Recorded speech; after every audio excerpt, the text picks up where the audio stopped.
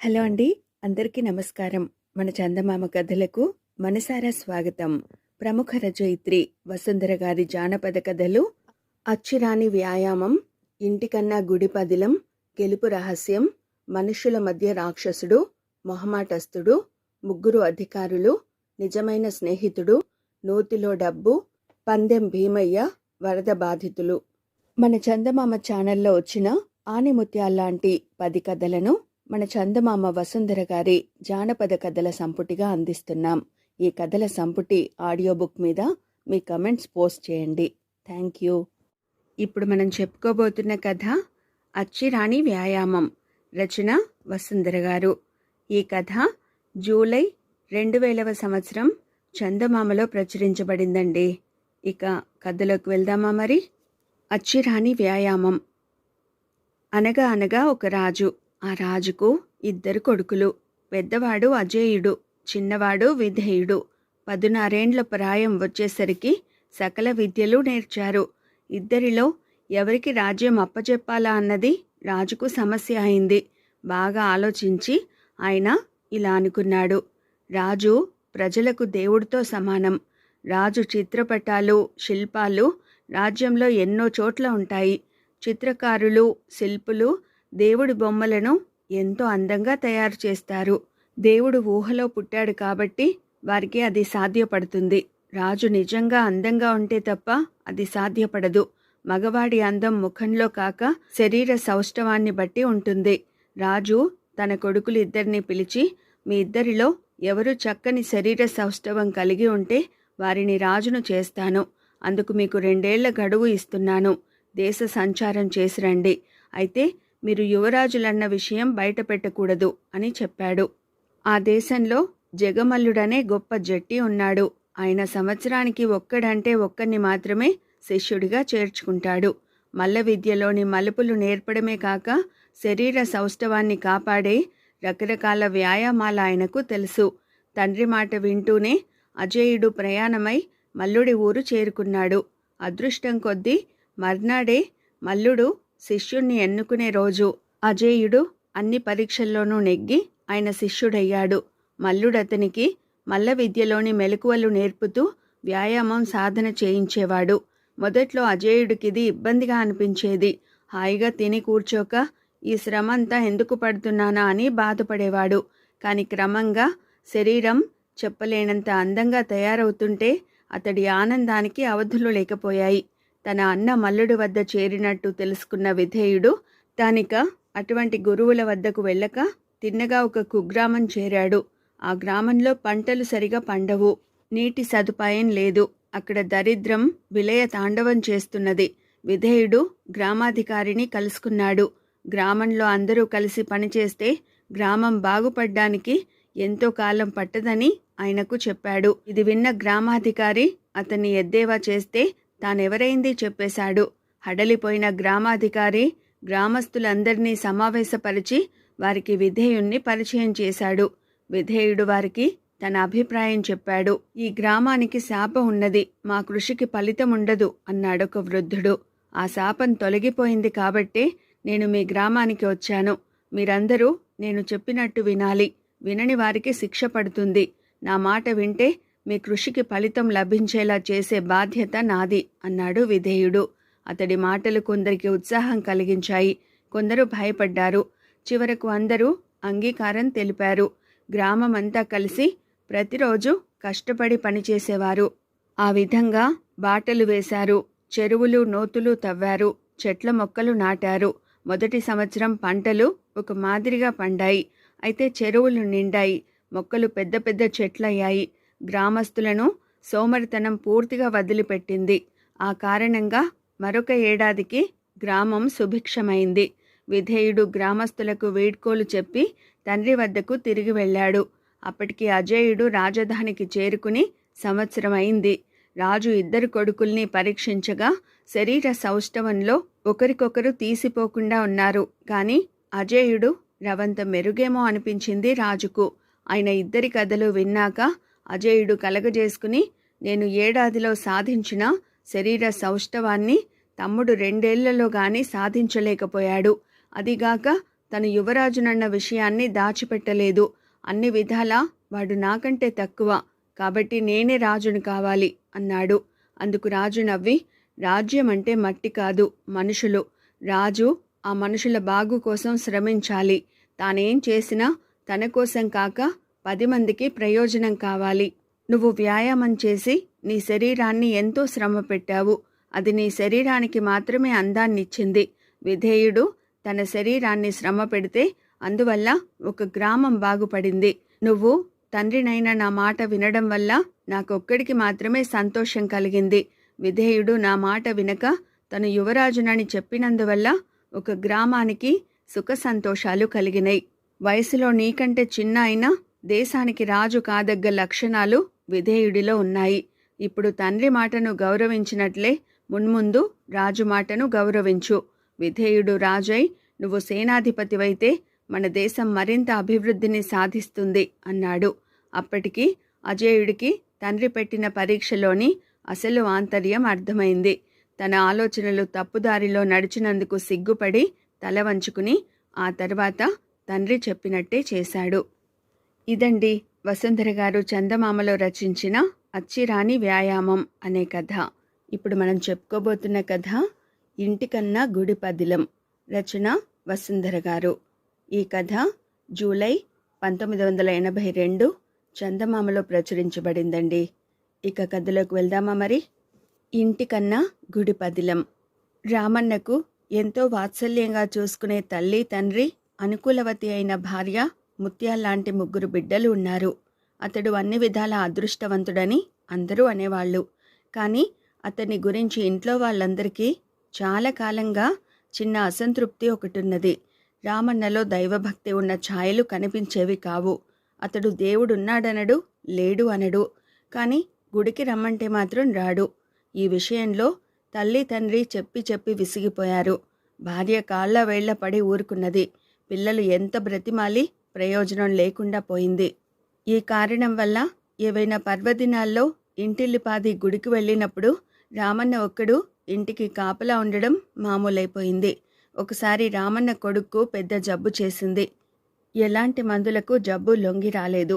ఇక అన్ని ఆశలు వదులుకున్న సమయంలో రామన్న భార్య కొడుక్కు జబ్బు నయమైతే సకుటుంబంగా వచ్చి దేవుడికి అర్చన చేస్తామని మొక్కుకున్నది. ఆమె ఇలా మొక్కుకున్న రాత్రే జబ్బు కాస్త తిరుగుముఖం పట్టింది. కొడుకు పూర్తిగా కోలుకున్నాక రామన్న భార్య భర్తకు గుడిలో అర్చన గురించి చెప్పింది. ఎప్పటిలాగే మీరంతా గుడికి వెళ్ళిరండి, నేను ఇంటికి కాపలా ఉంటాను అన్నాడు రామన్న. అలాగనకండి, దేవుడికి కోపం వస్తుంది. ఇంటిల్లిపాది కలిసి గుడికి వచ్చి అర్చన చేయిస్తామని మొక్కుకున్నాను అని విచారంగా ముఖం పెట్టింది రామన్న భార్య. నాకా గుడి, ఆ వాతావరణం అంటేనే చిరాకు. ఒక్క క్షణం కూడా అక్కడ కాలక్షేపం జరగదు అన్నాడు రామన్న విసుగుపడిపోతూ.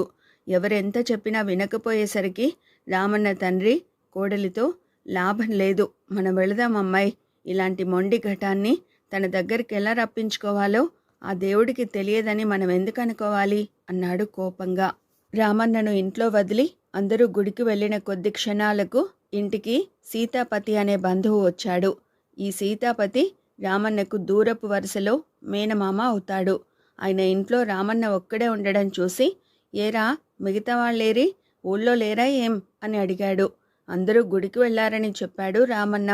మరి నువ్వు వెళ్ళలేదేం అని సీతాపతి రామన్నను అడిగి, అతడు ఏదో చెప్పబోయేంతలో, పోనీలెద్దు, అంతకంటే పుణ్యం గిట్టుబాటయ్యే పని నే చెబుతాను అంటూ కింద పరిచి ఉన్న చాప మీద కూర్చుని సంచిలోంచి ఒక పుస్తకం తీసి, ఇది భగవద్గీత, ఇందులో మొత్తం 18 అధ్యాయాలున్నాయి, మొత్తం శ్లోకాలు కంఠతా పట్టేశాను, అప్పచెప్పుకుంటావేమిటి అని అడిగాడు. తప్పనిసరి రామన్న పుస్తకం అందుకున్నాడు. పుస్తకం చాలా లావుగా ఉన్నది. పైగా సీతాపతి ఒక్కో శ్లోకాన్ని పాటలా సాగదీసి మరీ చదువుతున్నాడు. ఇలా అయితే ఆ పుస్తకం అప్పచెప్పుకోవడానికి 2 రోజులైనా చాలవు. కొద్దిసేపు జరిగాక రామన్న ఊరికే పేజీలు తిప్పుతున్నాడు తప్ప సీతాపతి చదివే శ్లోకాలు వినడం లేదు. ఏరా అబ్బాయి, నువ్వు సరిగా అప్పచెప్పుకోవడం లేదు. నిన్ను పరీక్షిద్దామని కావాలనే ఇప్పుడు శ్లోకం తప్పు చదివాను, అయినా నువ్వు తప్పు పట్టుకోలేదు అంటూ సీతాపతి రామన్నను మందలించాడు.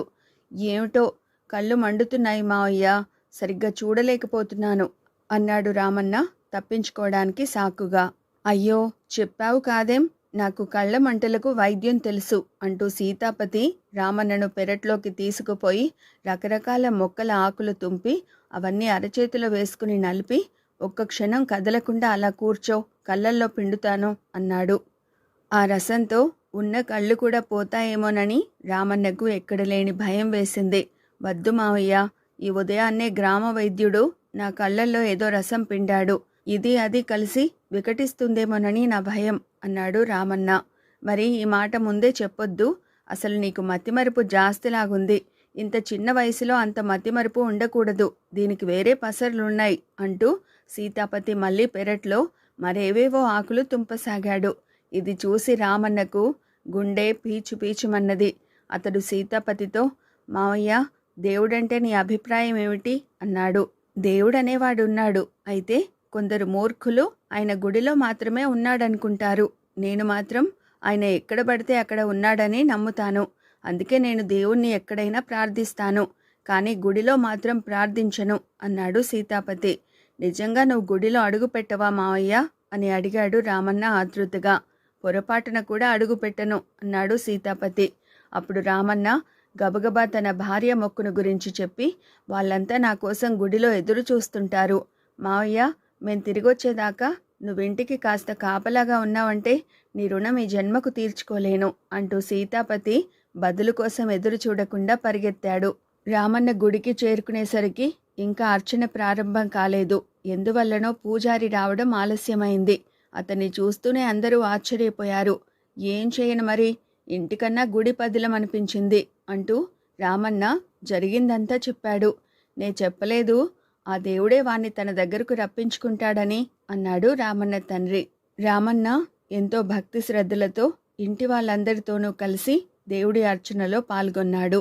ఇల్లు చేరగానే రామన్న తండ్రి సీతాపతితో, సీతాపతి బావా, ఈనాటి నుంచి పండగల్లోనూ పర్వదినాల్లోనూ మా ఇంటికి వస్తూ ఉండు, నీ కారణంగా మా వాడికి దైవ దర్శనమైనా అవుతూ ఉంటుంది అన్నాడు. ఆ మాటల వెనుక ఉన్న రహస్యం ఏమిటో తెలియక సీతాపతి ఆశ్చర్యపోయాడు. ఇదండి వసుంధర గారు చందమామలో రచించిన ఇంటికన్నా గుడి పదిలం అనే కథ. ఇప్పుడు మనం చెప్పుకోబోతున్న కథ గెలుపు రహస్యం. రచన వసుంధర గారు. ఈ కథ జూన్ 1982 చందమామలో ప్రచురించబడిందండి. ఇక కథలోకి వెళ్దామా మరి. గెలుపు రహస్యం. రాజు చంద్రసేనుడి ఆస్థానంలో ఉండే సర్వమిత్రుణ్ణి మాటల్లో ఎవరూ గెలవలేకపోయేవారు. రాజు అతడి చేత చమత్కారంగా మాట్లాడించి వినోదించేవాడు. ఒకసారి ఆయనకు సర్వమిత్రుడి కన్నా మాటకారులెవరన్నా ఉన్నారేమో తెలుసుకోవాలనిపించింది. అందుకేం చేయాలో ఆయన సర్వమిత్రుణ్ణే సలహా అడిగాడు. మాటల్లో నన్ను గెలిచిన వారికి 100 వరహాలు బహుమతి ప్రకటించండి. బహుమతికి ఆశపడి అడ్డమైన వాళ్ళు పోటీకి రాకుండా ఓడిన వాళ్లకు 1000 వరహాల జరిమానా అనండి. అందరూ అంత డబ్బిచ్చుకోలేరు కాబట్టి అలాంటి వాళ్లకు 10 కొరడా దెబ్బల శిక్ష విధించండి అన్నాడు సర్వమిత్రుడు. రాజుకు ఈ నియమావళి బాగా నచ్చింది. దీని గురించి ఆయన దేశమంతటా ప్రకటన చేయించాడు. అది విని చాలామంది రాజధానికి తరలి వచ్చారు. మొదటి రోజునే అలా వచ్చిన వాళ్ళు 100 మంది దాకా ఉన్నారు. షరతు ఎంత కఠినంగా ఉన్నప్పటికీ ఇంతమంది తెగించి వచ్చారంటే వాళ్ళల్లో కొందరైనా మంచి తెలివిగల వాళ్ళు, మాటకారులు అయి ఉండాలి. మిగతా వాళ్ళు డబ్బాస కొద్దీ మొండి ధైర్యంతో వచ్చి ఉంటారు. ఇలా ఆలోచించి సర్వమిత్రుడు రాజును పోటీకి 10 రోజులు గడువు అడిగాడు. ఆ 10 రోజుల్లో అతడు మారువేషంలో పోయి అందరినీ కలిసి మాట్లాడాడు. మాటకారితనంలో సర్వమిత్రుడి గొప్పతనం గురించి చెప్పి వాళ్లను బెదరగొట్టాడు. చాలామంది వచ్చిన దారి పట్టారు. పోటీకి వచ్చిన వాళ్ళల్లో గుణశీలుడనేవాడు చాలా తెలివైనవాడుగా సర్వమిత్రుడికి కనిపించాడు. మాటల్లో తను అతడితో నెగ్గలేనని కూడా అనుమానం కలిగింది. ఒకసారి ఓడడం జరిగితే ఇక రాజు తన ముఖం చూడడు. సర్వమిత్రుడు తానెవరైంది గుణశీలుడికి చెప్పి పోటీల్లో పాల్గొనని పక్షంలో 200 వరహాలిస్తానన్నాడు. గుణశీలుడు పేదవాడు కావడంతో పోటీ కంటే ఇదే నయమనిపించి డబ్బు తీసుకుని వెళ్ళిపోయాడు. మిగతా వారినందరినీ సర్వమిత్రుడు పోటీలో అవలీలగా ఓడించి రాజు వద్ద నుంచి పెద్ద బహుమానం తీసుకున్నాడు. కొద్ది నెలలు గడిచాక రాజు మళ్ళీ పోటీ ఏర్పాటు చేశాడు. ఈసారి కూడా పోటీకి గుణశీలుడు వచ్చాడు. సర్వమిత్రుడు 200 వరహాలు ఇస్తానంటే గుణశీలుడు చాలదన్నాడు. ఆఖరుకు 500 వరహాలు తీసుకుని అతను వెళ్ళిపోయాడు. సర్వమిత్రుడు మిగతా వారిని ఓడించి రాజు నుంచి మళ్ళీ బహుమానం పుచ్చుకున్నాడు. మూడోసారి పోటీ ఏర్పాటైంది. గుణశీలుడు ఉత్సాహంగా బయలుదేరాడు. అతడి తండ్రి 2 సార్లు వెళ్ళి డబ్బు సంపాదించుకొచ్చావు. రాజులతో వ్యవహారం ప్రమాదం, జాగ్రత్త నాయనా అన్నాడు. అసలు నేనింతవరకు పోటీలో పాల్గొననే లేదు అంటూ గుణశీలుడు తండ్రికి జరిగిందంతా చెప్పాడు. తండ్రి ఆశ్చర్యపోయి, వెర్రివాడా, నీకు మాటల్లో ఉన్న తెలివితేటలు లోక వ్యవహారంలో లేవు. సర్వమిత్రుడు నీ మాటకారితనానికి భయపడే డబ్బిస్తున్నాడు. ఈసారి నువ్వు పోటీకి రాజు దగ్గరకు తప్పకుండా వెళ్ళు. సర్వమిత్రుడిచ్చే డబ్బు తీసుకోకు. పోటీలో గెలిచి రాజు ప్రాపకం సంపాదించుకో అన్నాడు. ఈసారి సర్వమిత్రుడు గుణశీలుడికి 1000 వరహాలు ఇస్తానన్నాడు. గుణశీలుడు వద్దన్నాడు. అతడి వల్ల తనకు ప్రమాదం తప్పదని భయపడిన సర్వమిత్రుడు రాత్రికి రాత్రి తన మనుషుల ద్వారా అతన్ని బంధించి ఒక అరణ్య ప్రాంతాన వదిలిపెట్టించాడు. గుణశీలుడు అక్కడి నుంచి తిరిగి వచ్చేసరికి పోటీలు అయిపోయాయి. ఆ తర్వాత గుణశీలుడు ఎన్నో ప్రయత్నాలు చేశాడు. కానీ ఒక్కసారి కూడా సర్వమిత్రుడు అతన్ని పోటీలో పాల్గొననివ్వలేదు. నానాటికి గుణశీలుడి పంతం పెరగసాగింది. అతడు మారువేషంలో వెళ్ళినా, తెలివి తక్కువగా మాట్లాడినా కూడా సర్వమిత్రుడు అతన్ని గుర్తించగలుగుతున్నాడు. అప్పటికి పోటీలు 10 సార్లు జరిగాయి. 11వ పర్యాయం గుణశీలుడు వచ్చిన జాడ సర్వమిత్రుడు తెలుసుకోలేకపోయాడు. తీరా పోటీ సమయంలో అతడు పోటీదారుల మధ్య కనిపించేసరికి సర్వమిత్రుడికి గుండె దడ పుట్టింది. ముందుగా పోటీదారుల మధ్య వారిలో వారికి పోటీ ఏర్పాటైంది. గుణశీలుడు వారితో, ఒకసారి నేను కీకారణ్యంలో నడుస్తుండగా ఎదురుగా 6 అడుగుల పెద్ద పులి కనిపించింది అన్నాడు. నిజంగానా అన్నారు పోటీదారులందరూ ఆశ్చర్యంగా. మీరడగవలసిన ప్రశ్న అది కాదు, ఎలా బతికి బయటపడ్డావు అని. అవునా అన్నాడు గుణశీలుడు. రాజు చిన్నగా చప్పట్లు చలిచి ఆహా అన్నాడు. అప్పుడు గుణశీలుడికి సర్వమిత్రుడికి మధ్య పోటీ ప్రారంభమైంది. ఎదుటివారికి ఏ ప్రశ్న వేయాలో బాగానే చెప్పావు. అసలు నీకెలాంటి ప్రశ్న వేయాలో తెలుసా అన్నాడు సర్వమిత్రుడు. నా ప్రశ్న సంగతి తర్వాత చెబుతాను. ఇప్పుడే ఒక సంగతి చెప్పి దానికేం ప్రశ్న వేయాలో కూడా చెప్పాను. అదే సంగతి నీకు మరోసారి చెబితే ప్రశ్న అడగడంలో నీవేమైనా తెలివితేటలు చూపగలవా అన్నాడు గుణశీలుడు. చెప్పి చూడు, నీకే తెలుస్తుంది అన్నాడు సర్వమిత్రుడు హేళనగా. ఒకసారి నేను కీకారణ్యంలో నడుస్తుండగా ఎదురుగా 6 అడుగుల పెద్ద పులి కనిపించింది అన్నాడు గుణశీలుడు. అప్పుడు నువ్వెలా బతికి బయటపడ్డావు అన్నాడు సర్వమిత్రుడు. అది సామాన్యమైన తెలివిగల వాళ్ళు వేయాల్సిన ప్రశ్న. నీబోటివాడైతే అసలు కీకారణ్యంలోకి నువ్వెందుకు వెళ్ళావు అని అడగాలి. అవునా అన్నాడు గుణశీలుడు. రాజు కుతూహలంగా ఈ సంభాషణ వింటున్నాడు. గుణశీలుడు చెప్పినట్టే సర్వమిత్రుడు అడిగాడు. ఎందుకేమిటి? ఈ పోటీలకు నన్ను రానివ్వకుండా ఒకడు అడ్డుపడుతున్నాడు. అందుకని ఎవరికీ తెలియని ఈ కొత్త మార్గం ఎన్నుకున్నాను అన్నాడు గుణశీలుడు. సర్వమిత్రుడికి ముచ్చెమటలు పోశాయి. గుణశీలుడు తెలివిగా తన నేరాన్ని బయటపెట్టే ప్రయత్నం చేస్తున్నాడు. తను ఈ ఎత్తుకు పై ఎత్తు వేయాలి. నువ్విలాంటి జవాబిస్తావని నాకు తెలుసు. నువ్విక్కడికి రాకుండా అడ్డుపడుతున్నవాడు సర్వమిత్రుడని కూడా అనగలవు. సరే, ఆ పెద్ద పులి బారి నుంచి నిన్ను నీవెలా రక్షించుకున్నావో చెప్పు అన్నాడు సర్వమిత్రుడు. పెద్ద పులిని ఎదిరించి పోరి ప్రాణాలతో బయటపడేందుకు నేనేం వీరుణ్ణి కాను. అది నాకేసి రాబోతున్నంతలో హఠాత్తుగా పొదల చాటు నుంచి నీ కొడుకు 2 నౌకర్లు నన్ను ఇక్కడికి రాకుండా మరొకసారి పట్టి బంధించేందుకు బయటికి వచ్చారు. పులి నన్ను వదిలి అందుబాటులో ఉన్న వాళ్ల మీదకి దూకింది. ఆ అదనులో నేను పారిపోయి ఇక్కడికి వచ్చాను అన్నాడు గుణశీలుడు. కొడుకు పులివాత పడిన మాట వింటూనే సర్వమిత్రుడు చిన్నగా అరిచి కుప్పకూలిపోయాడు. రాజుతో పాటు అందరూ అమితాశ్చర్యం చెందారు. రాజు ప్రశ్నించగా గుణశీలుడు సర్వమిత్రుడి దురాగతాలను గురించి చెప్పాడు. రాజు అప్పటికి సభ చాలించి లోగడ పోటీలకు వచ్చిన కొందరిని విచారించగా గుణశీలుడు చెప్పింది నిజమని తేలింది. ఆయన సర్వమిత్రుడికి కారాగార శిక్ష విధించి గుణశీలుడికి తన ఆస్థానంలో ఉద్యోగం ఇవ్వడమే కాక మాటకారితనం పోటీలు జరపడం మానుకున్నాడు. ఇదండి వసుంధర గారు చందమామలో రచించిన గెలుపు రహస్యం అనే కథ. ఇప్పుడు మనం చెప్పుకోబోతున్న కథ మనుషుల మధ్య రాక్షసుడు. రచన వసుంధర గారు. ఈ కథ ఫిబ్రవరి 1980 చందమామలో ప్రచురించబడిందండి. ఇక కథలోకి వెళ్దామా మరి. మనుషుల మధ్య రాక్షసుడు. వింధ్యాపురంలో కామరూపుడు అనే రాక్షసుడు ఉండేవాడు. వాడికి కోరిన రూపం ధరించే శక్తి ఉండేది. వాడికి కొంతకాలానికి జీవితంపై విరక్తి పుట్టి చచ్చిపోవాలనుకున్నాడు. కానీ ఎలా చావాలో వాడికి తెలియలేదు. కొండల మీద నుంచి వాడు ఒక్క అంగలో కిందికి దూకగలడు. అందుచేత కొండల మీద నుంచి దూకి చావలేడు. సముద్రంలో పడి చేద్దామంటే సముద్రం వాడి మోకాలి లోతు కూడా రాదు.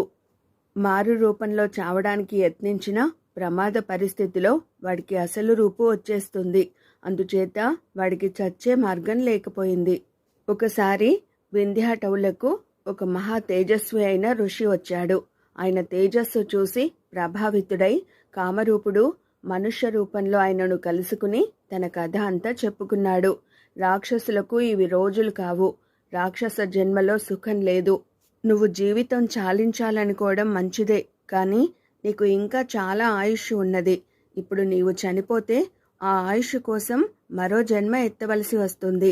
ఏ జన్మ కావాలో కోరుకో, నీకు ఈ జన్మ నుండి విముక్తి కలిగిస్తాను అన్నాడు ఋషి. అయితే కామరూపుడికి ఏ జన్మ కోరుకోవాలో తెలియక ఋషిని సలహా అడిగాడు. అన్ని జన్మలలోకి ఉత్తమమైనది మానవ జన్మ, అదే కోరుకో అన్నాడు ఋషి కామరూపుడితో.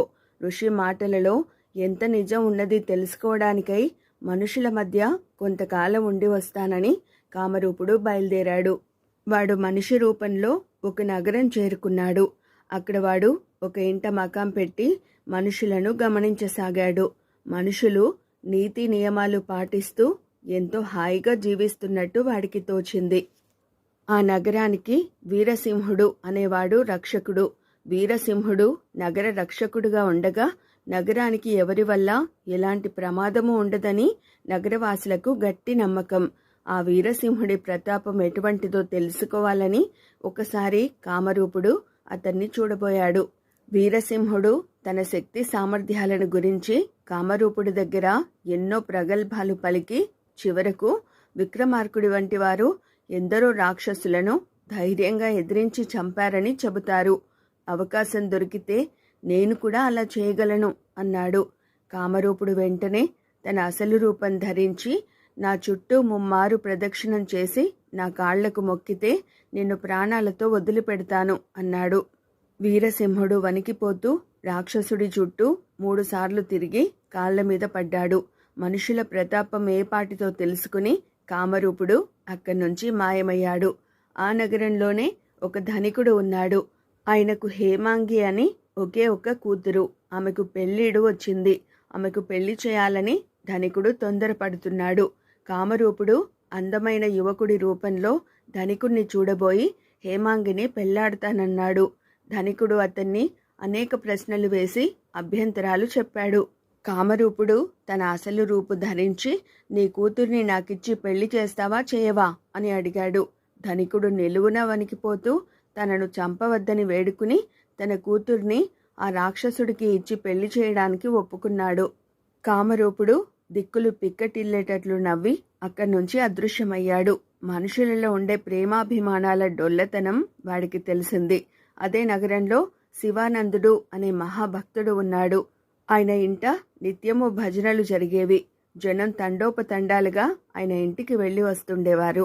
ఒకనాటి అర్ధరాత్రి వేళ కామరూపుడు శివానందుడి ఇంటికి వెళ్ళి తన అసలు రూపం చూపించి నువ్వు రోజు అర్చించే దేవుణ్ణి ఇప్పుడు తిడతావా తిట్టవా అన్నాడు. తన చేత అంత పాపం చేయించవద్దని శివానందుడు రాక్షసుడి కాళ్ల వేళ్ల పడుతూ బ్రతిమలాడాడు. కాని రాక్షసుడు ఒప్పుకోలేదు. శివానందుడు తన దేవుణ్ణి రాక్షసుడు ఎలా తిట్టమంటే అలా తిట్టాడు. కామరూపుడు పెద్దగా నవ్వుకుని అక్కడి నుంచి మాయమైపోయాడు. మనుషుల భక్తి సంగతి గురించి కూడా వాడికి తెలిసిపోయింది.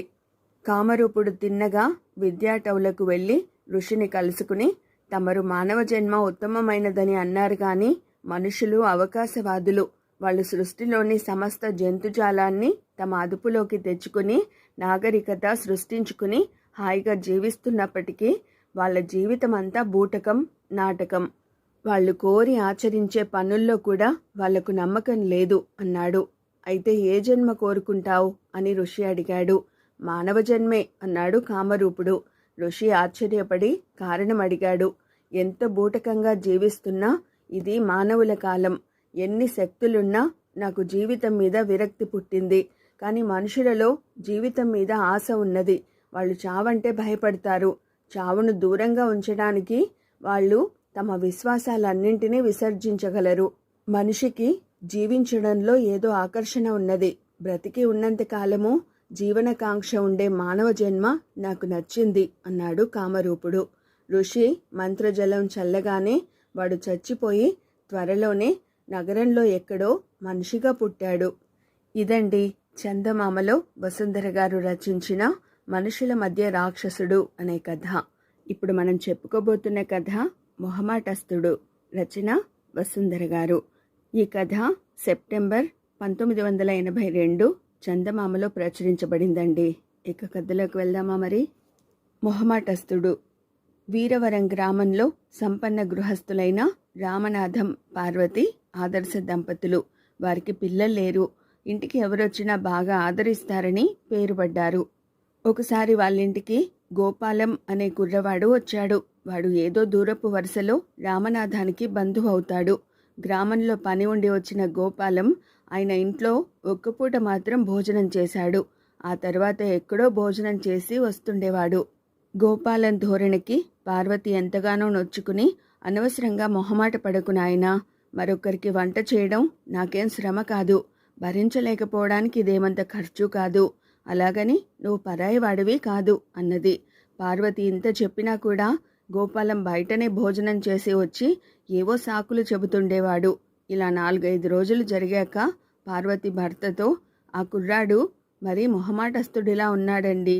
మన ఇంట్లో ఉంటూ పరాయి ఇంట్లో భోజనం చేస్తుంటే మీ బంధువులు నన్ను ఆడిపోసుకోరు అన్నది. ఏం చేస్తాం, అసలే నాకు అజీర్ణ రోగం కదా, నేను సరిగా భోజనం చేయను. నాతో పాటు భోజనానికి కూర్చుంటే ఆ కుర్రాడికి నాకంటే ఎక్కువ తినడానికి మొహమాటంగా ఉన్నట్టుంది అన్నాడు రామనాథం. గోపాలం ఆ ఊళ్ళో 10 రోజులుండి వెళ్ళిపోయాడు. ఆ తర్వాత కొన్నాళ్లకు పొరుగురికి ఎవరో గొప్ప వైద్యుడు వచ్చాడని పార్వతికి తెలిసింది. ఆమె రామనాథాన్ని ఆ వైద్యుడి దగ్గరికి వెళ్ళి వైద్యం చేయించుకోమని పోరసాగింది. ఆ ఊళ్ళో రామనాథానికి దూరపు బంధువు ఒక ఆయన ఉన్నాడు. భార్య పోరు భరించలేక ఆయన భార్యతో సహా బయలుదేరి ఆ ఊరు వెళ్ళి బంధువు ఇంట మకాం పెట్టాడు. అజీర్ణ వ్యాధి ఉంటేనేం, నేను బాగానే తిరుగుతున్నాను కదా, వైద్యం చేయించుకోమని మా ఆవిడ ఒక్కటే పోరు అన్నాడు రామనాథం బంధువుతో. పార్వతి కల్పించుకుని రోగం పేరు చెప్పి ఈయన 4 మెతుకులు మింగి లేవడం అలవాటైంది. ఇంటికొచ్చిన బంధువులు ఇది చూసి తాము అర్ధాకలితో లేచిపోతున్నారు. వారి కోసమైనా ఈయన వైద్యం చేయించుకోవద్దా అన్నది. ఆ మాటలకు బంధువు నవ్వి, చూడమ్మా పార్వతి, నీ వెర్రిగాని ఈ రోజుల్లో మొహమాట పడే బంధువులు ఎక్కడమ్మా, మరి నాకు తిన్నది అట్టే అరగదు, అయినా మా ఇంటికొచ్చిన బంధువులు అడిగి మరీ ఈ పిండి వంటలు చేయించుకుని పోతారు. మా ఆవిడ చెయ్యి తగిలిందంటే పచ్చగడ్డి కూడా కొత్తిమీరగా మారిపోతుంది అన్నాడు. ఆ రాత్రి రామనాథం ఇంటావిడను పదార్థాలన్నీ మరీ అడిగి భోజనం చేశాడు. పార్వతి కూడా వంట చాలా బాగున్నదని గుర్తించింది. అయితే ఎన్నడూ కడుపారా భోంచేయని తన భర్త వారి ఇంట ఆవురావురుమంటూ తినడం ఆమెకు బాధ కలిగించింది. ఈ ఊళ్ళోకి రాగానే ఈయనకు ఎక్కడ లేని ఆకలి పుట్టుకొచ్చినట్టుంది, ఎన్నడూ ఇలా భోంచేయలేదు అన్నది ఆయన బంధువుతో. అదంతా మా ఆవిడ వంట మహాత్మ్యం.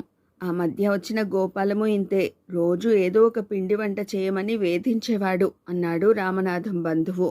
ఏ గోపాలం అని అడిగింది పార్వతి ఆశ్చర్యంగా. బంధువు చెప్పిన వివరాలను బట్టి తమ ఇంటికి వచ్చిన గోపాలమే ఇక్కడికి వచ్చి కొద్ది రోజుల పాటు ఉండి వెళ్ళాడని, తిండి విషయంలో ఎలాంటి మొహమాటం చూపలేదని పార్వతికి అర్థమైంది. బంధువు కొంచెం సేపు ఆగి పార్వతితో, అజీర్తి రోగానికి వైద్యం అంటూ మీ ఆయన్ని ఈ ఊరు తీసుకొచ్చి పెద్ద పొరపాటు చేశావు. నా అనారోగ్యానికి ఎన్ని మంచి మందులు మింగినా ఇల్లాలి రుచికరమైన వంట కారణంగా నాకు పథ్యం సాగడం లేదు. ఇక్కడ ఉంటే మీ ఆయనకి నా కర్మే పడుతుంది అన్నాడు. ఇదంతా విన్నాక పార్వతికి చాలా అవమానం అనిపించింది. ఆ రాత్రి ఆమె భర్త దగ్గర మీ చుట్టం తన పెళ్ళాం గురించి అంత గొప్పగా చెబుతుంటే మీరు నా గురించి ఒక్క మాట మంచి అనలేదేమండి అని కళ్ళ నీళ్లు పెట్టుకున్నది. నన్నేమనమంటావు? అసలే నాకు మొహమాటం. ఆయన పొగిడినట్టు నేను నా వాళ్ళని పొగడలేను అన్నాడు రామనాథం. నిజంగా మీకు మొహమాటమే అయితే అది భోజనం దగ్గర చూపించలేదేం? అన్నీ మళ్ళీ మళ్ళీ అడిగి వేయించుకున్నారు. ఇంటి దగ్గర అలా ఎప్పుడైనా చేశారా అన్నది బాధగా పార్వతి. అందుకు మొహమాటమే కారణం. ఆయనేమో భార్య వంటను మహా పొగిడేస్తున్నాడు. అలాంటప్పుడు విని ఊరుకోవడం మర్యాద అవుతుందా? అందుకే కూరలు అవి 1-2 సార్లు అడిగి వేయించుకున్నాను అన్నాడు రామనాథం. అదేం కాదు, నన్ను వెర్రిబాగుల దాని కింద జమ కట్టి మాట్లాడకండి. ఆ గోపాలం మీరు పనిగట్టుకుని ఈ ఇంట్లో నా పరువు తీసేందుకు ఇంత నాటకం ఆడారు. అతను ఈయన కూడా నాకేం కారు, మీ తరపు బంధువులే కదా అంటూ పార్వతి చిన్నగా ఏడ్పు ప్రారంభించింది. రామనాథం ఆమెను బతిమాలుతూ, ఈ స్వల్పానికి ఏడవడం ఎందుకు? నువ్వు బాధపడతావని ఇన్నాళ్ళుగా ఊరుకున్నాను కానీ నేను నిజంగా మొహమాటస్తున్నని ఇప్పుడే రుజువు చేయగలను అన్నాడు. పార్వతి టక్కున ఏడవడం మాని, ఆ రుజువు చేయడం ఏమిటో చెప్పండి అన్నది. రామనాథం 1-2 క్షణాలు తటపటాయించి, నిజానికి నాకు అజీర్తి రోగం లేదు. నీ వంట బాగుండదు. ఆ సంగతి చెబితే నువ్వు నొచ్చుకుంటావని నీకు తెలియకుండా పూటకూళ్ళ ఇంట్లో కడుపు నిండా భోజనం చేస్తున్నాను. నేను కట్టుకున్న భార్య దగ్గరే మొహమాట పడేవాన్ని అనడానికి ఇంతకంటే మరేం రుజువు కావాలి అన్నాడు. పార్వతి తెల్లబోయింది. మర్నాడే వాళ్ళు తమ గ్రామానికి తిరిగి వెళ్ళిపోయారు. 2 రోజుల తర్వాత పార్వతి వంట చేయడంలో సిద్ధహస్తురాలని పేరు మోసిన ఒక ఆవిడ్ని వంట మనిషిగా కుదుర్చుకున్నది. రామనాథం మరేనాడు తన అజీర్తి రోగాన్ని గురించిన ప్రస్తావన భార్య దగ్గర తేలేదు. ఇదండి చందమామలో వసుంధర గారు రచించిన మొహమాటస్తుడు అనే కథ. ఇప్పుడు మనం చెప్పుకోబోతున్న కథ 3 అధికారులు. రచన వసుంధర గారు.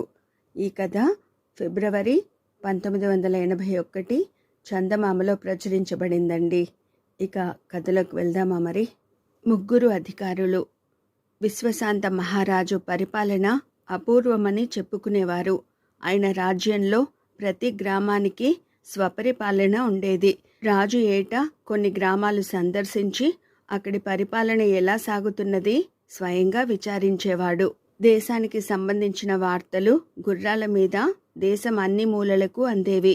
ప్రతి గ్రామం నడిబొడ్డులోనూ ఎప్పటి వార్తలు అప్పుడు అందజేయబడేవి. ఒక సంవత్సరం రాజు పర్యటనకు బయలుదేరి మొదట రామాపురం వెళ్ళాడు. అక్కడి అధికారి రామరాజు రాజుగారికి తన ప్రస్తుత కార్యక్రమం నివేదించాడు. రామాపురం చాలా పెద్ద గ్రామం. గ్రామ పరిపాలన నిర్వహించడానికి 100 మంది ఉద్యోగులున్నారు. వారందరూ ఉదయం నుంచి సాయంకాలం వరకు కొలువుకు వచ్చి వ్యవహారాలు చూస్తారు. అయితే ఉదయం ఒక్కరూ సమయానికి రావడం లేదు. కొందరు మరీ ఆలస్యంగా వస్తున్నారు. దీన్ని అరికట్టడం కోసం రామరాజు ప్రతిరోజు అందరికన్నా ముందుగా వచ్చి గుమ్మం దగ్గర నిలబడి ఆలస్యంగా వచ్చిన వారిని తగు విధంగా శిక్షిస్తూ వచ్చాడు. అలా అతను వారం దినాలు చేసిన అనంతరం ఉద్యోగులు ఇష్టం వచ్చినట్టు రావడం తగ్గిపోయింది.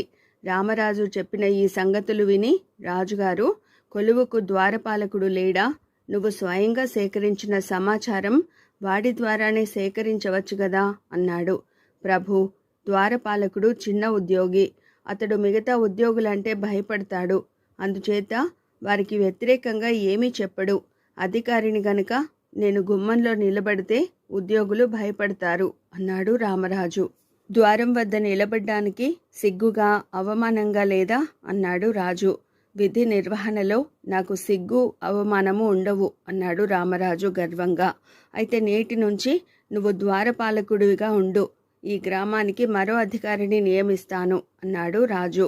రాజుగారు తనను మెచ్చుకుంటాడనుకున్న రామరాజు తెల్లబోయి, ఇది అన్యాయం ప్రభు అన్నాడు. ఇందులో అన్యాయం ఏమీ లేదు. ఇక్కడి కొలువులోని వారందరికీ అధికారివి. అయినా ఇక్కడి ద్వారపాలకుడు నీకంటే నీ కింది అధికారులను ఎక్కువ అభిమానించి గౌరవిస్తున్నాడు. గుమ్మం దగ్గర నిలబడితే తప్ప నీ కింది ఉద్యోగులు నిన్ను లెక్క చేయడం లేదు. అన్నింటినీ మించి ఎంతో విలువైన నీ సమయాన్ని ద్వారపాలనకు వెచ్చిస్తున్నావు. ఈ ఒక్క బాధ్యతనే నువ్వు సరిగ్గా నిర్వహిస్తున్నట్టున్నది అని రాజుగారు ఆ గ్రామానికి ఒక కొత్త పాలకుని నియమించి అక్కడి నుంచి భీమాపురం వెళ్ళాడు. రాజుగారు తను భీమపురం వెళుతున్నట్టు ముందుగా ఎవరికీ చెప్పలేదు. ఆయన కన్నా 1 గంట ముందుగా మాత్రమే ఆ వార్త భీమాపురం చేరింది. అక్కడి అధికారి రాజుగారు వస్తున్నారన్న వార్త ఊరి మధ్య వినిపించినప్పుడు తన కార్యాలయంలో కాక ఊరి మధ్య ఉన్నాడు. అతను హడావుడిగా కార్యాలయానికి వెళ్ళి రాజుగారికి ఘనమైన స్వాగతం ఏర్పాటు చేయమని ఉద్యోగులను హెచ్చరించాడు. భీమపురం చేరుతూనే తన కోసం సిద్ధంగా ఉన్న ఏర్పాట్లు చూసి రాజుగారు తెల్లబోయాడు. అకస్మాత్తుగా వచ్చి అధికారిని ఆశ్చర్యపరచాలని ఆయన ఉద్దేశం. నేను వస్తున్నట్టు మీకు ముందే ఎలా తెలిసింది అని రాజుగారు గ్రామాధికారిని అడిగాడు. తాను గొప్ప పని చేసి ప్రశంసకు పాత్రుడినవుతున్నాననుకుని నేను తలవని తలంపుగా తమరు వస్తున్నారన్న వార్త వినడం జరిగింది. ప్రభు, వెంటనే తమ కోసం ఈ ఏర్పాట్లన్నీ చేయించేశాను అన్నాడు భీమరాజు. నీ కార్యాలయం చూడబోతే ఊరి చివర ఉన్నది. వార్తలు వినపడేది ఊరి మధ్య గదా. ఆ సమయంలో నువ్వు నీ కార్యాలయంలో ఉండక ఊరి మధ్య ఎందుకున్నావు అని రాజుగారు అడిగారు. ఏదో కొలువు పని మీదనే బయటికి వెళ్ళవలసి వచ్చింది ప్రభు అన్నాడు భీమరాజు. నీ కింద ఎందరో ఉద్యోగులుండగా కొలువు సమయంలో నువ్వెందుకు బయటికి వెళ్ళవలసి వచ్చింది? నీకు నీ బాధ్యతలు సరిగా తెలిసి రాలేదు. నీ స్థానంలో మరొక అధికారిని నియమిస్తున్నాను అని రాజు అప్పటికప్పుడే కొత్త అధికారిని నియమించి సోమపురానికి బయలుదేరాడు. సోమపురంలోని అధికారి సోమరాజు విశ్వశాంతుడికి ఘనంగా స్వాగతం ఏర్పాటు చేశాడు. స్వాగత సత్కారాలు చాలా బాగున్నాయి. అధికారిగా నువ్వు సాధించిందేమిటి అని విశ్వశాంతుడు సోమరాజును అడిగాడు. ప్రభు, నేను గ్రామంలో ఉండడం శుభదాయకమని అందరూ అంటుంటారు. అందుకు నిదర్శనం ఏమిటంటే గ్రామంలో జరిగే సంతాప సభలన్నీ నేను గ్రామంలో లేనప్పుడే జరుగుతున్నాయి అన్నాడు సోమరాజు. సంతాప సభలేమిటి అని విశ్వశాంతుడు అడిగాడు. రాజ్యంలో గాని గ్రామంలో గాని ఎవరన్నా మరణించినప్పుడు కొలువులో సంతాప సభ జరిపి పోయిన వారికి శ్రద్ధాంజలి ఘటించడం మాకు అలవాటు. ఈ కార్యక్రమం నిర్వహించవలసిన వాడు అధికారి, అంటే నేను. నా తర్వాత వాడైన వీరభద్రుడు గత సంవత్సరంలో 26 ప్రముఖుల మరణాలకు తానే సంతాప సభలు నిర్వహించాడు అన్నాడు సోమరాజు. శుభకార్యాల మాటేమిటి అని అడిగారు రాజుగారు. నేను లేనప్పుడు శుభకార్యాలు ప్రారంభించం కదా, అవి అన్నీ నా అధ్యక్షతనే జరుగుతాయి. అందుకే అందరూ నన్ను శుభానికి, వీరభద్రుని అశుభానికి మారుపేరుగా చెప్పుకుంటారు. అయితే ఇందులో వీరభద్రుడి తప్పు ఉన్నదనడానికి వీల్లేదు. అశుభాలు వీరభద్రుడు ఉన్న కారణంగా కాదు, నేను లేని కారణంగా కదా జరుగుతున్నాయి అన్నాడు సోమరాజు గర్వంగా. విశ్వశాంతుడు చిరాకు పడిపోతూ సోమరాజు వంక చూసి, సంవత్సరానికి 26 పర్యాయాలు అంటే ఉజ్జాయింపుగా నెలకు 2 పర్యాయాలైన ప్రముఖుల మరణాలు జరుగుతున్నాయన్నమాట. అయినా నీవు ఒక్క సంతాప సభకు లేవంటే చాలా కాలం నువ్వు గ్రామాంతరాలలో గడుపుతున్నావన్నమాట. కేవలము శుభకార్యాలు జరపడానికి మాత్రమే గ్రామానికి వస్తున్నావన్నమాట. బాధ్యత ఉండాలి గాని ఇలా బయట తిరగకూడదు. నీ స్థానంలో వీరభద్రుణ్ణి అధికారిగా నియమిస్తున్నాను అన్నాడు. సోమపురం నుంచి బయలుదేరేటప్పుడు మంత్రి విశ్వశాంతుణ్ణి, ఇంకేమన్నా గ్రామాలు తిరగవలసి ఉన్నదా ప్రభు అని అడిగాడు. అవసరం లేదు. ఈ 3 గ్రామాల అధికారులతోనూ నేను ఎలా వ్యవహరించానో రాజ్యమంతటా తెలియచేయి చాలు అన్నాడు విశ్వశాంతుడు. విశ్వశాంతుడి రాజ్యం ఇప్పటికీ సుభిక్షంగానే ఉంటూ వచ్చింది. ఇదండి వసుంధర గారు చందమామలో రచించిన 3 అధికారులు అనే కథ. ఇప్పుడు మనం చెప్పుకోబోతున్న కథ నిజమైన స్నేహితుడు. రచన వసుంధర గారు. ఈ కథ సెప్టెంబర్ 1981 చందమామలో ప్రచురించబడిందండి. ఇక కథలోకి వెళ్దామా మరి. నిజమైన స్నేహితుడు. వీరయ్యకు చిన్నప్పటి నుంచి తనను గురించి లేనిపోని గొప్పలు చెప్పుకోవడం అలవాటు. అది మంచి అలవాటు కాదని తండ్రి వాడికి ఎన్నోసార్లు చెప్పి చూశాడు. అయినా వీరయ్యలో ఎలాంటి మార్పు రాలేదు. వీరయ్య శాకాహారి. అయితే వాడు తాను అహింసావాదినని గొప్పలు చెప్పేవాడు. మాంసాహారులందరినీ వెటకారం చేసేవాడు. వాళ్ళంతా జంతుహింస చేసే దుర్మార్గులని అనేవాడు. ఇలా ఉండగా ఒక రోజున వీరయ్య ఇంట్లోకి తాచుపాము వచ్చింది. వీరయ్య తండ్రి దాన్ని చంపేశాడు. ఇందులో వీరయ్య తండ్రికి సాయపడ్డాడు. తాచుపామును చంపడం హింస కాదా అని వీరయ్య స్నేహితుడొకడు అడిగాడు. కానే కాదు, అది కప్పల్ని ఎలుకల్ని హింసిస్తుంది. ఒక తాచుపాము చేస్తే ఎన్నో ఇతర జీవాలు రక్షించబడతాయి. అందుకే నేను దాన్ని చంపేశాను తప్పితే నా ప్రాణాలు రక్షించుకోవడం కోసం కాదు అన్నాడు వీరయ్య. నేను అందుకే మేకల్ని చంపి తింటాను. వాటిని అలా స్వేచ్ఛగా వదిలిపెడితే పొలాల్లో పడి పంట గడ్డి మేసి నీలాంటి వాడికి తిండి లేకుండా చేస్తాయి అన్నాడు వీరయ్య స్నేహితుడు. వీరయ్య ఈ మాటలు విని విననట్లు ఊరుకున్నాడు. ఆ తర్వాత కూడా గొప్పలు చెప్పుకోవడం మానలేదు. వీరయ్యకు 2 ప్రాణ స్నేహితులున్నారు. వాళ్ళు కూడా వీరయ్యకు లేనిపోని గొప్పలు చెప్పవద్దని ఎన్నో మార్లు చెప్పి చూశారు. కానీ వీరయ్య తాను నిజం తప్ప మరేం మాట్లాడనని వాళ్లకు జవాబిచ్చాడు. ఈ ముగ్గురు ఒక రోజున ఊరి మధ్య ఉన్న రావి చెట్టు కింద కూర్చుని కబుర్లు చెప్పుకుంటుండగా అక్కడికి 4వ వాడొకడు వచ్చి, చూడ్డానికి మీరు మంచి మిత్రుల్లా కనబడుతున్నారు. నాకు మీతో స్నేహం చేయాలని ఉన్నది అన్నాడు. ఆ వచ్చిన వాడిది పొరుగురు. ఏదో పని మీద ఈ ఊరు వచ్చాడు. ఈ రాత్రికి ఎవరింట్లోనైనా పడుకుని మర్నాడు వెళ్ళిపోతాడు. వీరయ్య స్నేహితుడొకడు నిట్టూర్చి, ఏం మంచి మిత్రులం, ఎంతో కాలంగా మిత్రులమై ఉండి కూడా ఒకరి లోపాలనొకరం సరిదిద్దుకోలేకపోతున్నాం. నిజమైన స్నేహితుడు మిత్రుణ్ణి సంస్కరించగలగాలి అన్నాడు. అయితే నేను నిజమైన స్నేహితుణ్ణి అన్నాడు 4వ వాడు. అలాగా, మా ముగ్గురిలో ఎవరి స్నేహం అంటే నీకెక్కువ ఇష్టం అని అడిగాడు వీరయ్య. ముఖం చూసే మనుషుల్ని అంచనా కట్టడం చాలా కష్టం. మీ ముగ్గురిలో ఎవరు నాకు ఈ రాత్రి ఆశ్రయం ఇస్తారో వాళ్ళ స్నేహం అంటే నాకు ఎక్కువ ఇష్టంగా ఉంటుంది అన్నాడు 4వ వాడు నవ్వుతూ.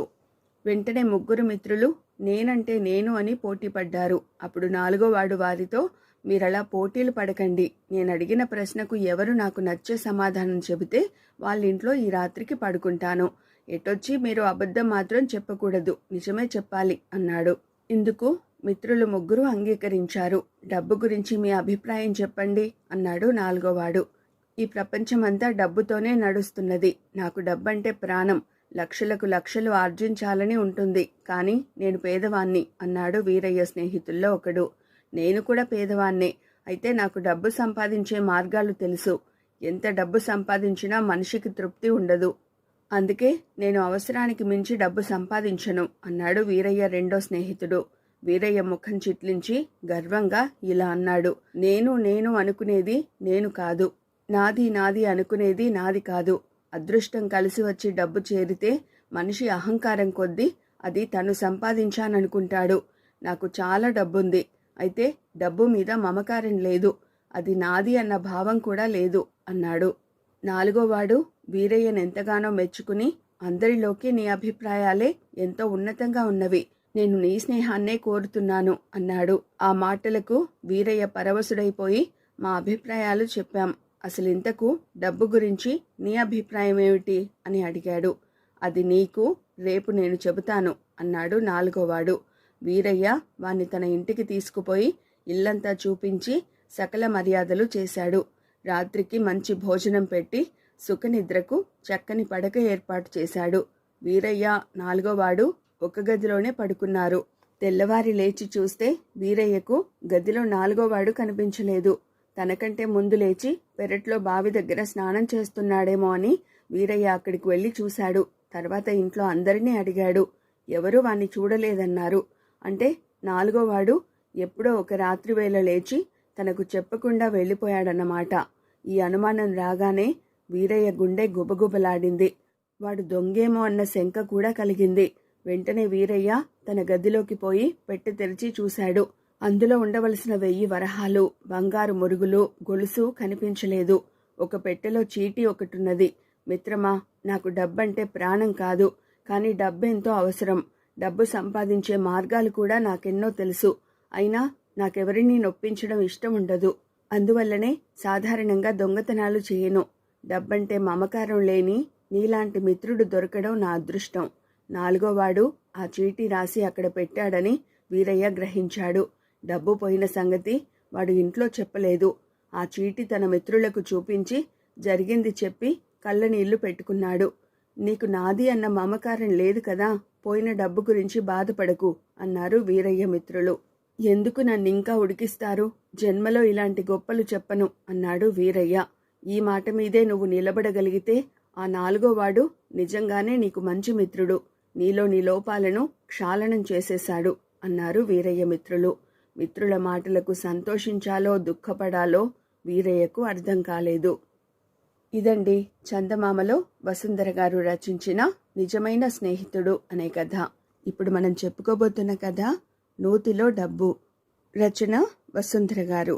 ఈ కథ నవంబర్ 1982 చందమామలో ప్రచురించబడిందండి. ఇక కథలోకి వెళ్దామా మరి. నూతిలో డబ్బు. బంగారయ్య పెద్ద వడ్డీ వ్యాపారి. అతడి ఇంట్లో బోలెడు డబ్బు నగలు ఉన్నాయని అంతా చెప్పుకుంటారు. ఇది విన్న ఒక దొంగకు అతడి ఇంటికి కన్నం వేయాలని మనసు పుట్టింది. దొంగ తన పని సులభం చేసుకునేందుకు సాధువు వేషంలో బంగారయ్య ఇంటికి వెళ్ళాడు. బంగారయ్యకు సాధువులన్నా సన్యాసులన్నా ఎంతో గౌరవము, నమ్మకము. ఆయన దొంగ సాధువుకు గౌరవ సత్కారాలు ఘనంగా చేశాడు.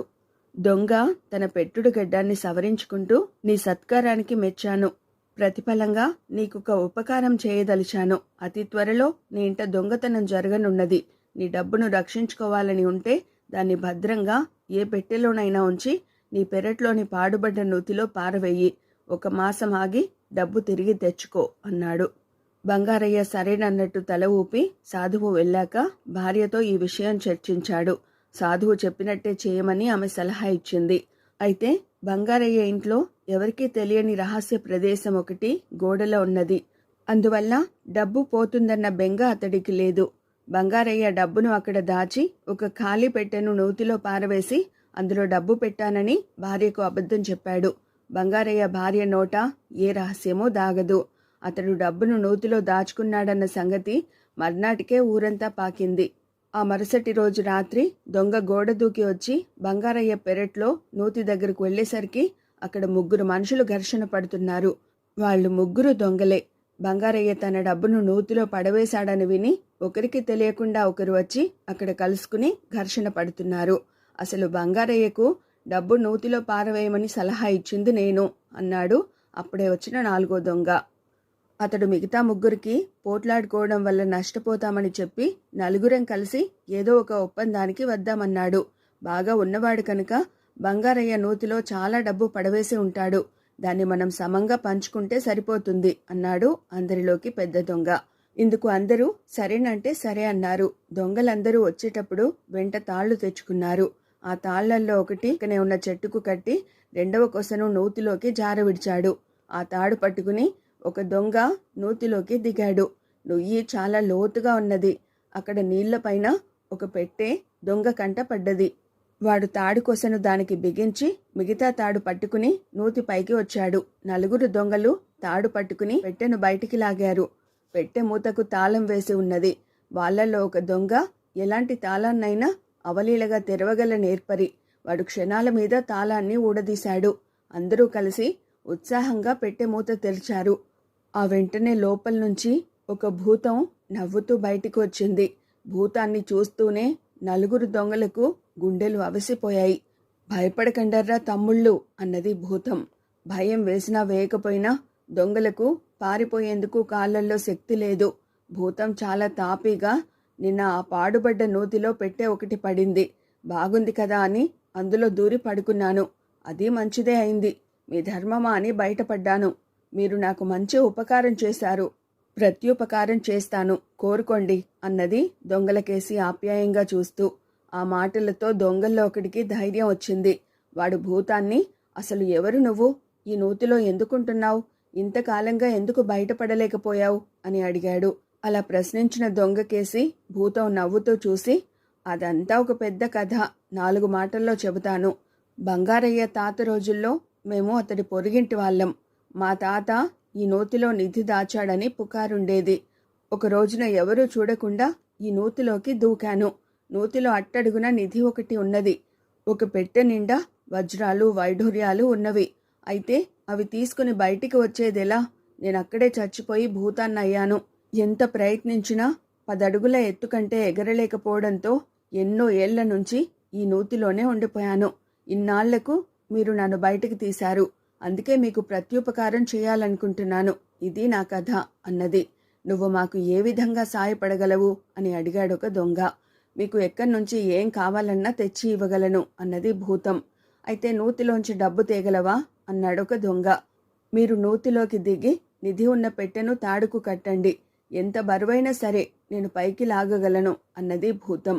ఆ నిధి మాట నిజమో కాదో తెలుసుకుందామని ఒక దొంగ నూతిలోకి దిగి నీళ్లల్లో మునిగి వెతికాడు.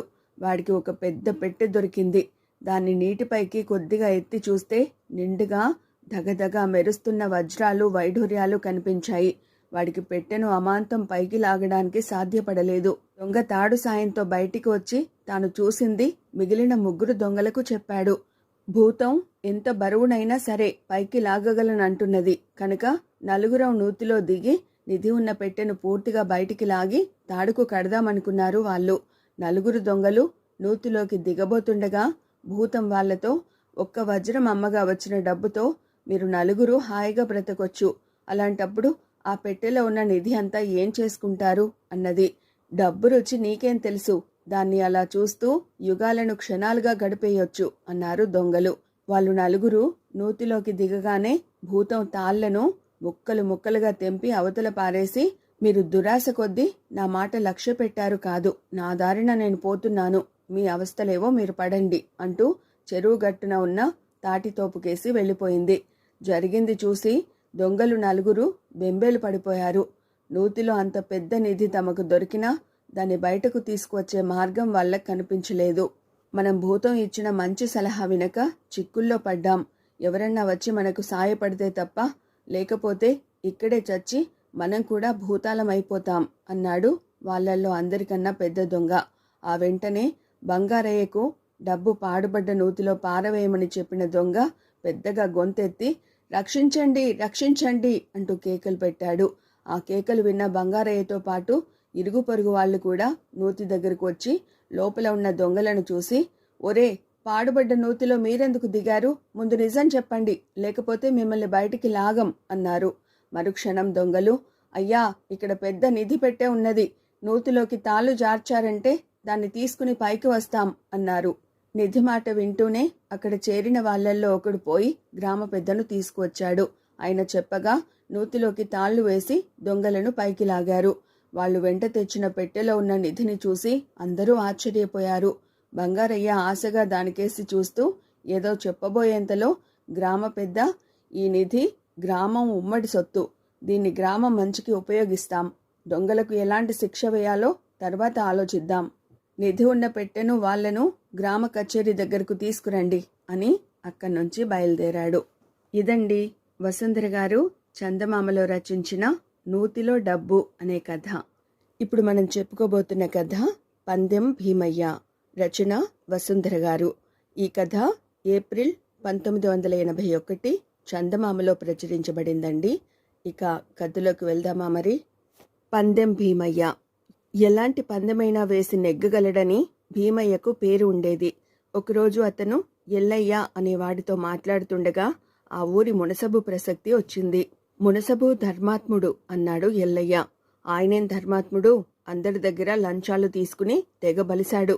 అందుకే నేను రోజు చెడామడా తిడుతున్నా పల్లెత్తు మాట అనకుండా పడతాడు అన్నాడు భీమయ్య. మునసబు పరమ కోపిష్టి. ఈ సంగతి ఎల్లయ్యకు తెలుసు. అందుకని వాడు భీమయ్య మాటలు నమ్మనన్నాడు. పందెం ఖాయమన్నాడు భీమయ్య. అయితే నేను వింటుండగా నువ్వు మునసబును తిట్టాలి, మునసబు నీ తిట్లు పడాలి. అలా జరిగేటట్టుంటే నేను నీకు 100 రూపాయలు ఇస్తాను అన్నాడు ఎల్లయ్య. సరే, అయితే స్నానం చేసి వస్తానుండు అని భీమయ్య లోపలికి పోయి కాసేపటికి బయటికి వచ్చి, నేను మునసబును తిడుతుంటే నువ్వు ఒక్క మాట కూడా మాట్లాడకూడదు మరి అన్నాడు. ఎల్లయ్య సరేనన్నాడు. ఇద్దరు కలిసి కొంత దూరం వెళ్ళాక భీమయ్య ఎల్లయ్యతో, పందెం నెగ్గడానికి నా పద్ధతులు నాకుంటాయి, ముందు నన్ను వెళ్ళని, కాసేపు ఆగి నువ్వు రా, నువ్వు వచ్చేసరికి నేను మునసబును రకరకాలుగా తిడుతుంటాను, ఆయన అవన్నీ శాంతంగా వింటుంటాడు అన్నాడు. ఎల్లయ్య సరేనని వెనక్కు తగ్గాడు. మునసబుకు డబ్బు కక్కుర్తి లేదని, ఎంత డబ్బిచ్చినా తిట్లు పడడని వాడికి తెలుసు. కొంచెం సేపు ఆగి ఎల్లయ్య మునసబు ఇంటికి వెళ్లేసరికి భీమయ్య మునసబును నానా మాటలు అంటున్నాడు. నువ్వు లంచగొండివి, ఊళ్ళో నువ్వు చేసే అన్యాయాలకు అక్రమాలకు అంతులేదు, నువ్వు పోతే తప్ప ఈ ఊరు బాగుపడదు. మునసబు శాంతంగా భీమయ్య అనే మాటలు వింటూ, అనవసరంగా ఆవేశపడకు భీమయ్య, నువ్వు కాసేపు అలా కూర్చో, స్థిమితపడు, మజ్జిగ తాగి వెళ్దువు గాని అంటున్నాడు. భీమయ్య వినిపించుకోకుండా రెచ్చిపోతున్నాడు. ఎల్లయ్య ఈ చిత్రం చూస్తూ అలాగే నిలబడ్డాడు. పరమ కోపిష్టి అని పేరుబడ్డ మునసబు అన్ని మాటలు పడి అంత శాంతంగా ఉండడం చూసి వాడికి చాలా ఆశ్చర్యం కలిగింది. ఒకవేళ మునసబు నిజంగా అక్రమాలు చేస్తున్నాడేమోనన్న అనుమానం కూడా వాడికి కలిగింది. ఈ ఆలోచన రాగానే వాడు బాధపడ్డాడు. ఎందుకంటే వాడికి మునసబు అంటే ఎంతో భక్తి. తిట్టి తిట్టి అలసిపోయి కాసేపటికి చతికిలబడ్డాడు భీమయ్య. భీమయ్యకు మజ్జిగ ఇవ్వమని మునసబు తన పెళ్ళానికి కబురు పెట్టాడు. ఆవిడ భీమయ్యకు మజ్జిగ తెచ్చి ఇస్తూ వాడి చేతిలో 100 రూపాయలు పెట్టింది. ఆ డబ్బు ఏమిటే అని మునసబు అడిగాడు. ఎల్లయ్యకు మీరంటే భక్తి గౌరవము కదా, మిమ్మల్ని ఎవరైనా పల్లెత్తు మాట అంటే సహించలేడు కదా, ఆ మాటే నేను అనేసరికి భీమయ్య అదేమీ లేదని, మిమ్మల్ని ఎవరైనా తిట్టినా వాడు చూస్తూ ఊరుకుంటాడని అన్నాడు. 100 రూపాయలు పందెం కాసి ఓడిపోయాను అన్నది మునసబు భార్య. మునసబు ఎల్లయ్య కేసి తిరిగి, ఏరా ఎల్లయ్య, భీమయ్యకు పిచ్చి పట్టినట్లు నీకు తెలుసునేమిటి అని అడిగాడు. ఎల్లయ్య ఆశ్చర్యంగా, భీమయ్యకు పిచ్చేమిటండి అన్నాడు. నీకు తెలియదా, వీడికి ఉన్నట్టుండి తిక్కరేగుతుందని, అప్పుడు ఎవరిని పడితే వాళ్లను నోటికి వచ్చిన మాటలు అంటున్నాడని, ఎదురు చెబితే మరీ రెచ్చిపోతాడని శాంతంగా సర్ది చెప్పి కాస్త మజ్జిగ దాహం తీరిస్తే తేరుకుని మళ్ళీ మామూలు మనిషి అవుతాడని కొంతసేపటి క్రితం ఒక మనిషి వచ్చి నాకు చెప్పి వెళ్ళాడు అన్నాడు మునసబు. ఇలా 4 రోజుల నుంచి జరుగుతున్నదిటగా అన్నది మునసబు భార్య. భీమయ్య స్నానం చేసి వస్తానని లోపలికి వెళ్లిన సమయంలో ఈ అబద్ధం మునసబుకు చేరవేసి ఉంటాడని ఎల్లయ్య గ్రహించాడు. వాడు నోరు తెరిచేలోగా భీమయ్య వాణ్ణి సమీపించి 100 రూపాయలు తీసుకుని మెరుపు వేగంతో అక్కడి నుంచి వెళ్ళిపోయాడు. తర్వాత మునసబు ఎల్లయ్య ద్వారా నిజం తెలుసుకుని ఈ విషయం తనకు చెప్పకపోగా నిలబడి చోద్యం చూస్తూ ఉండిపోయినందుకు ఎల్లయ్య మీదనే చిందులు తొక్కాడు. ఇదండి వసుంధర గారు చందమామలో రచించిన పందెం భీమయ్య అనే కథ. ఇప్పుడు మనం చెప్పుకోబోతున్న కథ వరద బాధితులు. రచన వసుంధర గారు. ఈ కథ జూన్ 1981 చందమామలో ప్రచురించబడిందండి. ఇక కథలోకి వెళ్దామా మరి. వరద బాధితులు. చంద్రపురాన్నేళ్లే ప్రతాప మహారాజు ఒక పర్యాయం చెప్పుడు మాటలు విని ఒక అమాయకుడికి అన్యాయంగా ఉరిశిక్ష విధించాడు. తర్వాత అసలు విషయం బయటపడింది. కానీ అప్పటికే ఆ అమాయకుడు ఉరి తీయబడ్డాడు. ఈ సంఘటన మహారాజు హృదయాన్ని కలచివేసింది. అప్పటి నుంచి ఆయన చెప్పుడు మాటలు వినడం పూర్తిగా మానివేయడమే కాక ఎవరైనా ఫిర్యాదులు తనదాకా తీసుకువస్తే కఠినంగా శిక్షించేవాడు. ఎవరూ ఎవరిని గురించి చెడ్డగా మాట్లాడకూడదన్నది ఆయన శాసనం. ప్రతాపుడిని మంత్రి ఒకసారి ఇలా హెచ్చరించాడు. మహాప్రభు, చెప్పుడు మాటలు వినడం తప్పు కాదు, విని నమ్మడమే తప్పు. తమరు ఫిర్యాదులు వినని పక్షంలో దేశంలో అవినీతి ప్రబలిపోతుంది. అవినీతికి పాల్పడినవాడు రాజశాసనాన్ని ధిక్కరించిన వాడి కిందే లెక్క. నా కొలువులోని అధికారులందరూ విశ్వాసపాత్రులు, వారిపై నాకెంతో నమ్మకముంది అన్నాడు ప్రతాపుడు.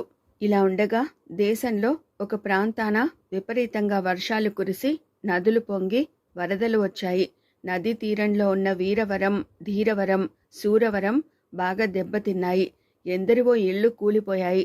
ఆస్తి బాగా నష్టమైపోయింది. ప్రతాపుడు స్వయంగా వెళ్లి ఆ 3 గ్రామాలు చూసి వచ్చాడు. అక్కడ జరిగిన అపార నష్టం ఆయన మనసును కలవరపెట్టింది. 3 గ్రామాలకు 3 ప్రత్యేక అధికారులను నియమించి ఒక్కొక్కరికి 1,00,000 వరహాల చొప్పున ఇచ్చి ప్రజలకు సాయపడమని చెప్పాడు. ఆ విధంగా వీరవరానికి వీరసేనుడు, ధీరవరానికి ధీరసేనుడు, శూరవరానికి శూరసేనుడు వెళ్లారు. వీరవరం ప్రజలు బొత్తిగా అమాయకులు. వీరసేనుడు అక్కడ తనకై ఒక పెద్ద భవంతిని నిర్మించుకుని స్వల్ప ధరలకు అక్కడ వ్యవసాయ యోగ్యమైన భూములన్నీ కొనేసి తన వాళ్ళందరినీ అక్కడ చేర్చాడు. ఈ విధంగా ఊరి వాళ్ళందరూ కూలి జనం అయిపోయారు. రాజు చేసిన సాయం గురించి మాట మాత్రంగానైనా ప్రజలకు చెప్పలేదు.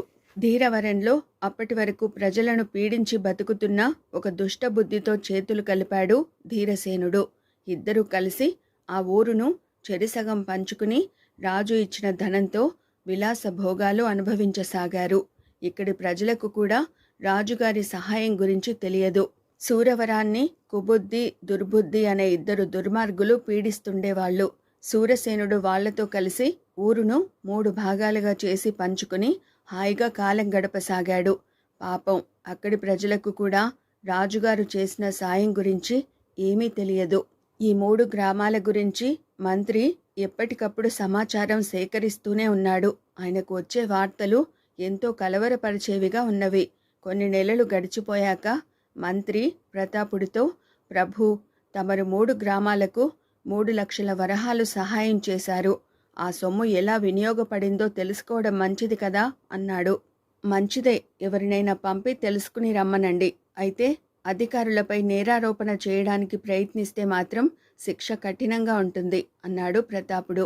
మంత్రి పంపిన చమత్కారుడనేవాడు వెళ్ళి అక్కడి పరిస్థితులు చూసి వచ్చి మంత్రికి చెప్పాడు. మంత్రి ఆ వివరాలన్నీ విని పరిస్థితి మరీ ఇంత దారుణంగా ఉన్నదనుకోలేదు. ఫిర్యాదులు లేవని అధికారులు మరీ విర్రవీగిపోతున్నారు. ఇలా అయితే దేశంలో సంక్షోభం పుట్టడానికి మరెంతో కాలం పట్టదు. ఈ వివరాలన్నీ రాజుకు ఎలా చెప్పాలో తెలియడం లేదు అన్నాడు. చమత్కారుడు తాను రాజుతో అసలు విషయం తెలివిగా చెబుతానన్నాడు. నీ ఇష్టం, రాజుకు కోపం వస్తే నీకు కఠిన శిక్ష తప్పదు, జాగ్రత్త అన్నాడు మంత్రి హెచ్చరికగా.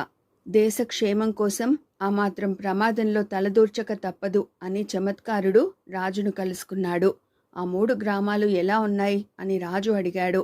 తమ దయ వల్ల అంతా బాగానే జరిగింది ప్రభు, కానీ ప్రభువులు కోపగించుకోనంటే ఒక చిన్న విషయం మనవి చేసుకోవాలి అన్నాడు చమత్కారుడు. ఎవరి మీదనైనా నేరారోపణ చేశావో శిక్ష చాలా కఠినంగా ఉంటుంది అన్నాడు ప్రతాపుడు. నేరం కాదు గాని నాకొక చిన్న లోపం కనపడింది ప్రభు, అది మీ వల్లనే జరిగిందనిపిస్తున్నది అన్నాడు చమత్కారుడు ధైర్యంగా. నాలోని లోపాలు సరిదిద్దుకోవడానికి నేనెప్పుడు సిద్ధమే, ఏమిటో చెప్పు అన్నాడు ప్రతాపుడు గర్వంగా. వీరవరంతో పోలిస్తే ధీరవరానికి, ఈ రెంటితో పోలిస్తే శూరవరానికి చాలా అన్యాయం జరిగినట్టు నా మందబుద్ధికి తోస్తున్నది అన్నాడు చమత్కారుడు. చెప్పేదేదో సూటిగా చెప్పు అన్నాడు ప్రతాపుడు చిరాగ్గా. వీరవరంలో ఒక్కడే వరద బాధితుడున్నాడు. ఆ గ్రామానికి 1,00,000 వరహాలందించారు. మీ ఔదార్యాన్ని ప్రజలెంతగానో శ్లాఘిస్తున్నారు. ధీరవరంలో 2 వరద బాధితులున్నారు. ఆ గ్రామానికి 2 లక్షల వరహాలు ఇవ్వవలసింది, కానీ 1,00,000 మాత్రమే ఇచ్చారు. సూరవరంలో 3 వరద బాధితులున్నారు. అయినా ఆ గ్రామానికి 1,00,000 వరహాలే ఇచ్చారు. ఒక్కొక్క వరద బాధితుడికి 100 వరహాలిచ్చినా అదే ఎంతో గొప్ప విశేషం. అలాంటిది మీరు ఒక్కో వరద బాధితుడికి 30,000 పైన ఇవ్వడం తక్కువ విశేషం కాదు. కానీ అందరికీ సమంగా ఇచ్చి ఉంటే ఇంకా బాగుండేదని నా అభిప్రాయం అన్నాడు చమత్కారుడు. మూర్ఖుడా, ఆ గ్రామాల్లో 100ల కొద్దీ వరద బాధితులుండడం నేను స్వయంగా చూశాను. నువ్వు 3 గ్రామాలకు కలిపి 6గురిని లెక్క తేల్చావు. నీకు మతి స్థిరంగానే ఉన్నదా అని అడిగాడు ప్రతాపుడు. ప్రభు, తమరు ఒక మహాత్ముణ్ణి సన్మానించడం కోసం ఒక మాల తయారు చేయించారు. ఆ మాల తమ చేత్తో ఎవరిని అలంకరిస్తే వారే కదా ఆ మహాత్ముడని మేము గ్రహిస్తాము అన్నాడు చమత్కారుడు. అవును అన్నాడు ప్రతాపుడు. తమరు వరద బాధితులకని కొంత డబ్బు ఇచ్చారు. ఆ డబ్బు ఎవరికి చేరితే వారినే కదా వరద బాధితులుగా నేను గుర్తించగలను అన్నాడు చమత్కారుడు. అంటే అన్నాడు ప్రతాపుడు. ప్రభు, తమరు ఫిర్యాదులు వినరు. తమ అధికారులు విశ్వాసపాత్రులు. నేను 3 గ్రామాలకు వెళ్ళాను. తమరు వరద బాధితులకని ఇచ్చిన సొమ్ము వీరవరంలో 1కి, ధీరవరంలో 2కి, శూరవరంలో 3కి చేరింది. దీన్ని బట్టి వాళ్ళు మాత్రమే వరద బాధితులని నేను భావించాను అన్నాడు చమత్కారుడు వినయంగా. దీని వెనుక ఏదో రహస్యం ఉందని ప్రతాపుడికి అనుమానం కలిగింది. ఆయన ఎవరికీ తెలియకుండా ఆ 3 గ్రామాలకు వెళ్ళి అధికారులు చేసిన అన్యాయాలు తెలుసుకుని ఎంతో నొచ్చుకున్నాడు. ఆ 3 గ్రామాలకు సహాయం కోసం భారీ ఎత్తున కొత్త ఏర్పాట్లు చేసి దుర్మార్గుల్ని కఠినంగా శిక్షించాడు. ఆ తర్వాత ఆయన తిరిగి ఫిర్యాదులు వినడం ఆరంభించాడు. మంత్రి చమత్కారుణ్ణి ప్రత్యేకంగా సన్మానించాడు. అప్పటి నుంచి ప్రభుత్వ ధనాన్ని అక్రమంగా కాజేసేవారిని వరద బాధితులనడం పరిపాటి అయింది. ఇదండి చందమామలో వసుంధర గారు రచించిన వరద బాధితులు అనే కథ. మరో మంచి కథతో మళ్ళీ కలుసుకుందామండి. Thank you.